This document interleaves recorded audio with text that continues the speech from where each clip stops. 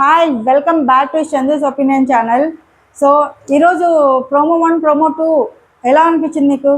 అన్నిటికంటే ముఖ్యంగా మాట్లాడుకోవాల్సింది నాగమామ గురించి అండి. నాగమామ గురించి ఖచ్చితంగా మాట్లాడుకోవాల్సింది. నాగమామ ఆ వింటేజ్ లుక్స్ చూస్తుంటే మర్తిపోతుంది అసలుకి. ఏం ఉన్నారా బాబు అనాలనిపిస్తుంది నిజంగానే. అసలుకి ఏంటి అంతే, ఇంకా అరాచకం చెప్పక్కర్లేదు. నెక్స్ట్ పాయింట్లోకి వచ్చేద్దాం. ప్రోమో 1 పాయింట్లోకి వచ్చేద్దాం. ఇంకా నుంచి బంధాలు తెగిపోయినట్లేనా? నాకు ఆ సీరియల్ చూసే బాధ తప్పిపోయినట్టేనా? ఇంకా కూడా కళ్ళు తెచ్చుకోకపోతే భరణి గారు ఇంకా కష్టం, ఇంటికి వెళ్ళిపోవాల్సిందే. Next week compulsory నామినేషన్లోకి Bharani garu వచ్చేస్తారు. ధన పడిపోతాయి నామినేషన్లు. ఖచ్చితంగా ఈయన ఆట కానీ మార్చుకోకపోతే ఇంకా నేను రేలంగి మావయ్యలాగే ఉంటాను అని అంటే ఖచ్చితంగా compulsory Bharani garu no doubt ఇంటికి వెళ్ళిపోవాల్సిందే. ఇంకైనా ఆట తీరు మార్చుకొని తన ఆట తను ఆడుకుంటూ అలా ఉంటే తప్ప కష్టమే. ఏమంటారు? కామెంట్ చేయండి. నెక్స్ట్ దివ్య ఇంక నుంచి దూరంగా ఉంటుందని నేను అనుకుంటున్నా. దివ్య ఉంటుందో, యాక్చువల్లీ దివ్య ఉంటుంది అని అనుకున్నా కూడా, కానీ తను ఆల్రెడీ ప్లాన్ చేసుకుని ఇంట్లోకి వచ్చింది కాబట్టి భరణి గారితో అటాచ్మెంట్ పెంచుకోవాలనేసి.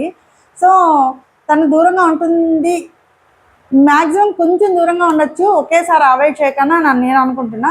తనూజ మాత్రం కంపల్సరీ దూరంగా ఉంటుంది, ఇంకా భరణి గారికి కంపల్సరీ దూరం. ఎందుకంటే తను మామూలుగానే చిన్న విషయాన్ని అస్సలు తీసుకోలేదు. అలాంటిది ఇంత పెద్ద వార్నింగ్ ఇచ్చిన తర్వాత కూడా ఇంకా భరణి గారితో చాలా తక్కువ టైం స్పెండ్ చేస్తుంది, ఇంకా తక్కువ టైం స్పెండ్ చేస్తుంది. ఎప్పుడో ఒకసారి మాట్లాడుతుంది. డాడీస్ లిటిల్ ప్రిన్సెస్ ఖచ్చితంగా కొంచెం తగ్గించుకుంటుంది అనుకుంటున్నాను. దివ్య గురించి అయితే మనం ఏం ఎక్స్పెక్ట్ చేయలేము, ఎందుకంటే తను ఆల్రెడీ ప్లాన్ చేసుకోవచ్చింది కాబట్టి చెప్పలేము. నెక్స్ట్ ఫ్లోరా గారికి మంచిగా కోటింగ్ పడిందండి. ఎందుకంటే అక్కడ ఆ బెడ్ మీద టాస్క్లో నుంచి demand Pavan at the same time Bharani గారు పడినప్పుడు భరణి గారే ఫస్ట్ పడినాక లిటరలీ క్లియర్గా తెలుసు. అది ఆ విషయం ఫ్లోరా గారు కూడా తెలుసు. బట్ కానీ స్ట్రాటజీ అనేసి డిమాండ్ పవన్ని తీసేసింది. అట్ ది సేమ్ టైం నిన్న జరిగిన వాటర్ ఫాల్స్ దాంట్లో సుమన్ గారిది పాపం అనిపించేసింది నాకు సుమన్ అన్న అలా మాట్లాడుతుంటే అయ్యో పాపం అనిపించేసింది. అక్కడ అసలు ఆయన కాల్ అంత హైట్ లేడు ఆయన, అసలుకి కాల్ టచ్ అయినాయని చెప్పేసి చెప్పడం, దానికి కూడా వీడియో వేసి మరీ చూపించారు, అది ఇంకా హైలైట్. నెక్స్ట్ ప్రోమో 2కి వచ్చేద్దాం. ప్రోమో 2కి వచ్చేస్తే డిమాండ్ పవన్ని అక్కడ ఇవ్వాలి.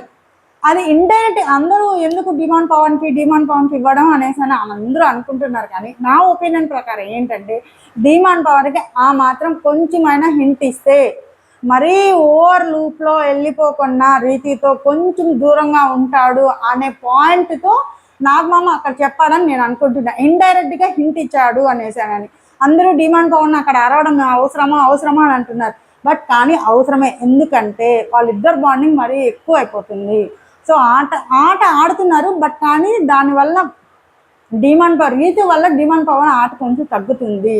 సో అందుకు ఇండైరెక్ట్గా హింట్ ఇచ్చినట్టు నాగమామ డిమాండ్ పవన్కి హింట్ ఇచ్చారని నేను అనుకుంటున్నా. నెక్స్ట్ రీతుకి మామూలు పంచ్ కాదు కదా, ఒక రేంజ్లో ఇచ్చినాడు. అసలుకి నీకు కట్ అయింది హెయిరే కదా, బ్రెయిన్ కాదు కదా అనేసానికి. లిటరలీ తను అంటది సుమనన్న దగ్గరికి పోయి నువ్వెందుకు శ్రీజాతో పేరప్ అయ్యావు అనేసాను. రీతునే కాదు, అందరూ హౌస్లో ప్రతి ఒక్కరు అంటారు శ్రీజాత ఎందుకు పేరప్ అయ్యారు అనేసానని. బట్ కానీ రీతుదే హైలైట్ అయింది అక్కడ. సో ఆ విషయం గురించి కూడా మాట్లాడినారు. నెక్స్ట్ బెలూన్, మన అక్క ఇట్లా నిలబడి ఇలా పెట్టి ఇలా బెలూన్ పెట్టింది కదా, దాని గురించి కూడా అడిగారు. Super, next level. నెక్స్ట్ మన ఇమాన్యుయల్కి పవర్ అస్త్రా వచ్చింది, దాన్ని ఎవరి కోసం వాడతాడు? ఇదే ఇక పెద్ద బ్లాస్ట్.